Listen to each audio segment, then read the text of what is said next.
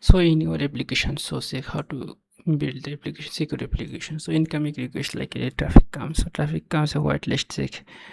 So this type security you have maintenance, so 24 case in the Laravel. This is already banned 24 hours showing the ban. So is expert and dangerous like bash, call, visit and emails. This type any extension comes .env, .sql, .backup, and this type any extension automatically blocked and showing ban 403.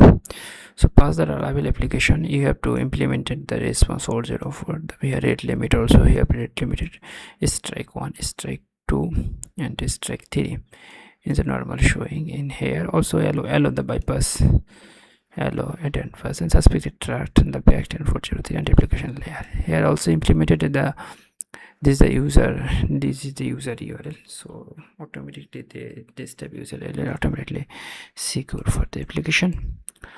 Also implemented this type of application, you can implement this strike in rate limit and rate limiter 1 hour window. So you have to set up this IP banned or not. So if IP banned, automatically directly show you have been banned automatically 403 and notify that you have been banned from this application, automatically detected as a bot or human. So this type of application we have built a Laravel application.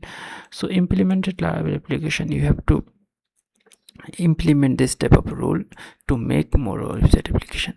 So in my application I have set up this in this way and 100% security in this application, this type of application. So this type of application user comes in this way and automatically we have set up this is real user or bot user. Bot user automatically detected and banned.